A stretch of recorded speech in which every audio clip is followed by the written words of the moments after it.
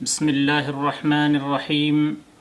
الحمد لله رب العالمين، والصلاة والسلام على أشرف الأنبياء والمرسلين نبينا محمد وعلى آله وصحبه أجمعين ومن تبعهم بإحسان إلى يوم الدين. أما بعد، گفتگو کا موضوع ہے جن اعمال کے لیے وضو کرنا ضروری ہے وہ تین ہیں۔ نمبر 1، نماز کے لیے وضو کرنا ضروری ہے، چاہے نماز فرض ہو یا نفل ہو یا نماز جنازہ ہو، ہر ایک کے لیے وضو کرنا ضروری ہے۔ اللہ تبارک و تعالی نے ارشاد فرمایا: یا ایہا الذین آمنوا اذا قمتم الى الصلاة فاغسلوا وجوہکم وایدیکم الى المرافق وامسحوا برؤوسکم وارجلکم الى الکعبین۔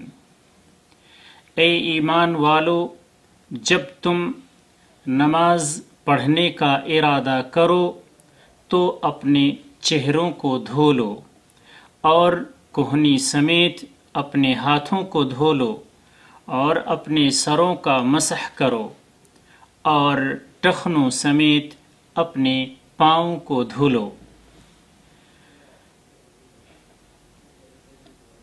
اور نبی کریم صلی اللہ علیہ وسلم نے ارشاد فرمایا: لا يقبل الله صلاة بغير طهور ولا صدقة من غلول۔ اللہ تبارک و تعالی بغیر طہارت اور وضو کے کوئی بھی نماز قبول نہیں فرماتا، اور خیانت کے مال کا صدقہ بھی قبول نہیں فرماتا۔ یہ حدیث مسلم کی ہے، حدیث نمبر 224۔ دوسرا عمل جس کے لیے وضو کرنا ضروری ہے وہ ہے کعبے کا طواف کرنا۔ ویسے اس مسئلے میں اختلاف ہے کہ آیا کعبے کے طواف کے لیے وضو کرنا ضروری ہے یا ضروری نہیں ہے، لیکن اللہ تعالی بہتر جانتا ہے۔ صحیح یہ ہے کہ باوضو ہونا ضروری ہے۔ عائشہ رضی اللہ تعالی عنہا فرماتی ہیں کہ ان اول شیء بدأ به حين قدم النبي صلى الله عليه وسلم أنه توضأ ثم طاف، وقد قال صلى الله عليه وسلم خذوا عني مناسككم، کہ نبی کریم صلی اللہ علیہ وسلم جب مکہ مکرمہ تشریف لے آئے تو سب سے پہلے جس چیز سے آپ نے ابتدا کی وہ ہے وضو، پھر آپ نے طواف کیا، اور آپ صلی اللہ علیہ وسلم نے یہ فرمایا کہ مجھ سے تم لوگ حج کے احکام و مسائل سیکھ لو۔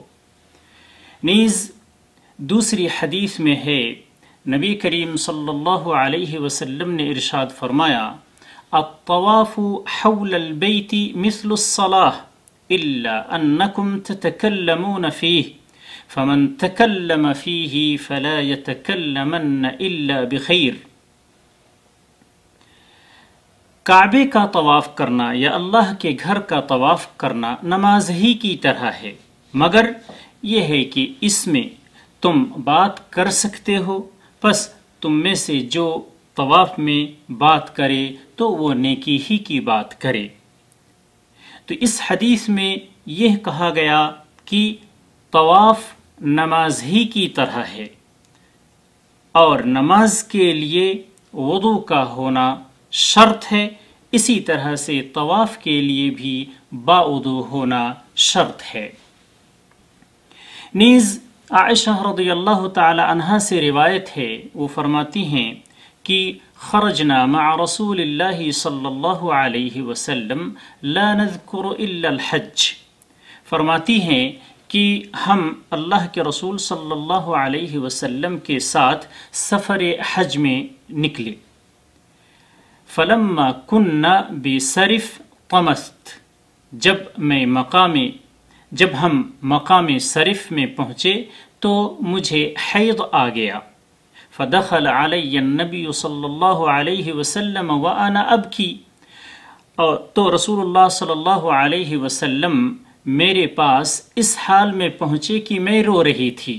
فقال ما یبکیک، تو آپ نے پوچھا تمہیں کون سی چیز رلا رہی ہے؟ فقلت، تو میں نے کہا لوددت واللہ انی لم احج هذا العام، میں چاہتی ہوں اللہ کی قسم کہ کاش میں اس سال حج کا ارادہ نہ کیا ہوتا، کاش میں اس سال حج کی نیت نہ کی ہوتی۔ تو آپ صلی اللہ علیہ وسلم نے فرمایا لعلکی نفست، شاید تمہیں حیض آ گیا ہے۔ قلت، تو میں نے کہا نعم، ہاں۔ پھر آپ صلی اللہ علیہ وسلم نے فرمایا فإن ذلك شيء كتبه الله على بنات آدم، یہ ایسی چیز ہے جسے اللہ تبارک و تعالی نے آدم کی بیٹیوں کی قسمت میں لکھ دیا ہے، تو پھر رونا کیا ہے؟ افعلی ما یفعل الحاج غیر الا تطوفی بالبیت حتی تطہری، لہذا تم وہ چیز کرو، وہ عمل کرو جو حاجی لوگ کرتے ہیں سوائے کعبے کے گھر کے طواف کے، یہاں تک کہ تم پاک ہو جاؤ۔ یہ بخاری کی حدیث ہے، حدیث نمبر 305، اور مسلم حدیث نمبر 211۔ اس حدیث سے بھی یہ معلوم ہوا کہ بغیر طہارت کے طواف کرنا صحیح نہیں ہے، بلکہ وضو کا ہونا طواف کے لیے ضروری ہے۔